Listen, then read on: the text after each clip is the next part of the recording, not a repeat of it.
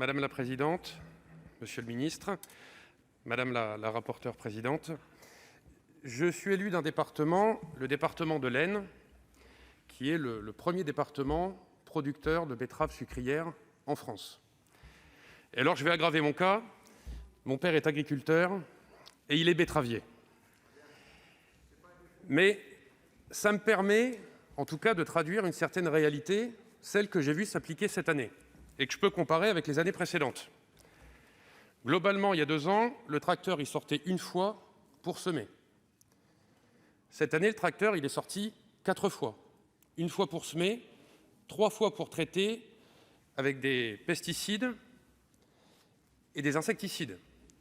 Donc le bilan même de cette année sur la biodiversité, j'en suis pas convaincu du tout. Et en tout cas, le bilan carbone, je suis sûr qu'il est négatif par rapport à avant.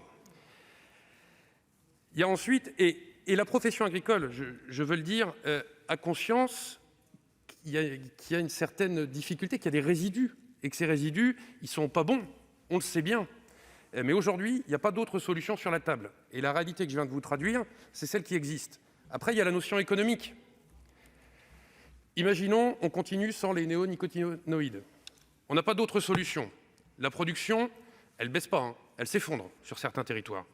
Et au bout du compte, vous avez les agriculteurs, vous avez les sucreries, vous avez la filière économique, mais qui ne sera plus en capacité de produire pour que les Français consomment. Donc on va regarder très tranquillement des pays voisins, des pays concurrents, dont on va importer la production parce que les Français n'arrêteront pas de manger du sucre, qui eux-mêmes, dans ces pays-là, utilisent les néonicotinoïdes. Ça n'a juste pas de sens pour le moment.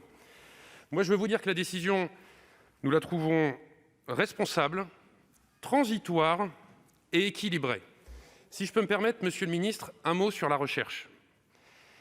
Je crois qu'à l'échelle nationale et à l'échelle européenne, il est important de mettre la pression aux industriels, aux semenciers et à leurs services de recherche. Qu'il n'ait pas l'idée en tête que nous allons aller en France et en Europe de dérogation en dérogation, et qu'il y a bien un jour où tout ça s'arrêtera, donc de leur demander de travailler et de s'investir sur le sujet.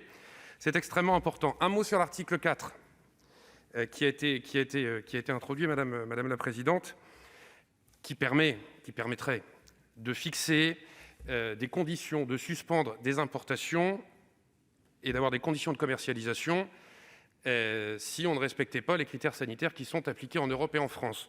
Je sais que la réalité juridique, elle est beaucoup plus compliquée que celle-ci. Néanmoins, il y a un pied qui a été mis dans la porte. Et cette porte, il ne faut pas la refermer, parce que c'est plein de bon sens et parce que j'ai d'autres collègues qui l'ont dit avant, ce sujet-là, c'est le sujet majeur pour l'agriculture et une agriculture qui réussisse dans ce pays. Merci de votre attention. Merci, Monsieur Verzelen.